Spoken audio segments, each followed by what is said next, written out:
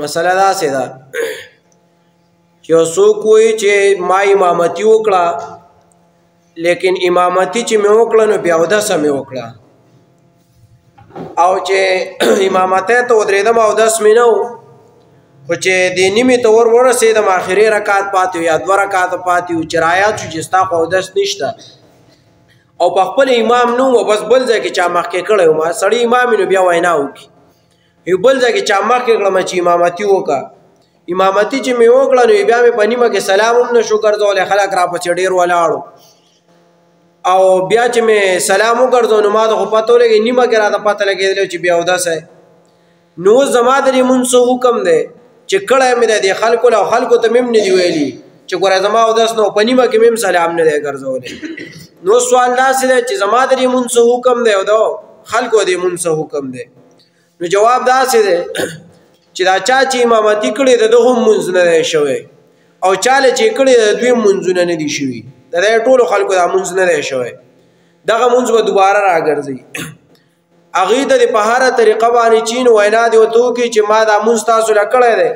د دا مونځ چې ما تاسو له کړی یا مې جامې خرابې یا مې اودس نه وغیره هر څه خبره چې ورته کوي خو وینا به دوباره کوي چې زما اودس نه تاسو نه مونځ کړی خپل مونځ دوباره راوګرځوئ یا دې ورته بله داسې بهانه وکړي چې هلکه د پلانکي ټیم مونځ راوګرځوئ کې لږه مسله راغلې وه او پاتې شوه دا خبره چې ده ته به نیمه کې رایاد شوي دي او ده بیا مونځ کړی دی نو خلک خو چې بیا اودسه چاله قصدن آمدن مونځ وکړي نو دې سره خو سړی کافر کېږي د اسلام ووځي د هغې جواب داسې دی چې د دې سره سړی د اسلام نه نه وځي ځکه دا د چې دی د شرم او د حیا د وجې نه کړی چې په خپله شرمېدو حیا وه پکې شرمېدو د هغې د وجې نه او چې د شرم او د حیا د وجې نه یې کړی دی نو ګناه کبیره یې کړی د غټ ګناه یې کړی استغفار به کوي د الله نه بخښنه غواړي لیکن کافر شوی نه دی کافر کېږي سړی حالات کې چې یو سړی قصدن آمدن بیا اودسه چاله مونځ وکړي یا په خپله مونځ وکړي خو په طریقه د څه شي د استهزا باندې چې پر یې مونځ پورې ټوقې کوي نو بیا ورسره سړی کافر کېږي بل سوال داسې دی چې یو سړی بیمار دی او هغه ته د وړو بولې دا بیګ لګېدلی دی هغه ډراپ ورته لګېدلی نو آیا د وړو بولې دا بیګ چې لګېدلی دی ده ته دا تیلی لګېدلی ده نو آیا د دې تیلی سره مونځ کېږي که نه کېږي د وړو بولې دا تیلی ولګي د شوګر مریضان ته یا د وړو بولې څه مسله راشي دا ورته لګوي نو آیا دغه وړو بول د بیګ سره چې دی مونځ کېږي که نه د هغې جواب داسې دی که چېرته د 10 منټو دپاره د 15 منټو دپاره د دومره منټو دپاره چې په هغې کې د ټیم مونځ ادا کېږي لکه د سهار مونځ دی لکه په 15 منټه کې ادا کېږي د ماسپښین مونځ دی 15 منټه کې ادا کېږي د مازدیګر مونځ دی 4-5 منټه کې ادا کېږي داسې منټونو باندې تقسیم کړي نو که چېرته دومره ټیم له دې دا بیګ د ځان نه لرې کړي ده ته پې هم تکلیف نه جوړېږي لرې کېږي هم په اسانه او لږ هم په اسانه نو که چېرته تکلیف او مسله ورته پې نه جوړېږي او د 10-15 منټو دپاره یې لرې کولی شي نو دا بیګ به د ځان نه لرې کوي او چاردام به دوباره کوي اگر که چاردام وي خو چې دا بیګ یې لرې کړو نو چاردام به کوي او بیا به مونځ کوي بیا به یې ځان ته لګوي هو که چېرته د لرې کېدو امکان نه یا لکه مثال په طور دته مسله جوړېږي که لرې کوي یا که لرې کړي نو بیا ته هم واړه بول روان دي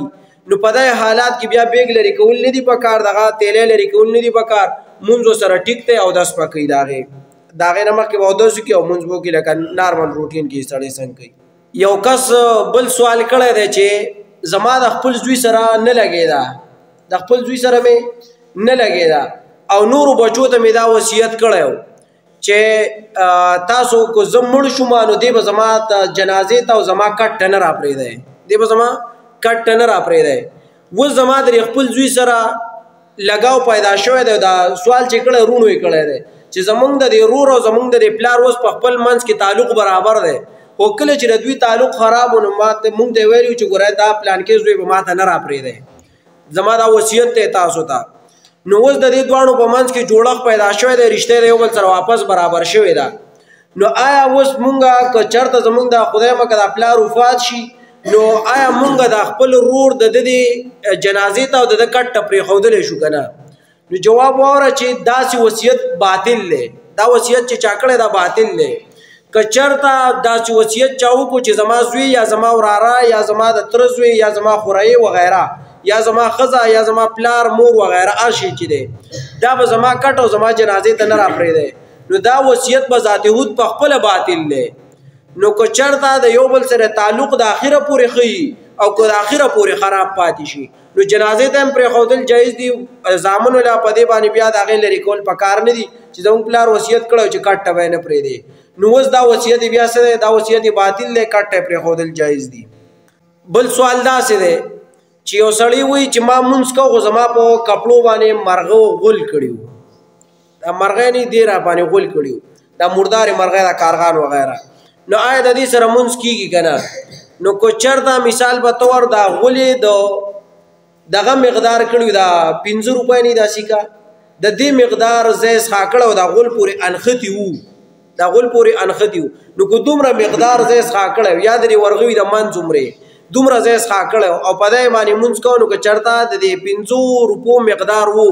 نو بیا خو پې مونځ نه کېږي یا د دې نه سیوا که د دې نه کم نو بیا به مونځ کول ټیک دي او مونځ برابر دی الله اعلم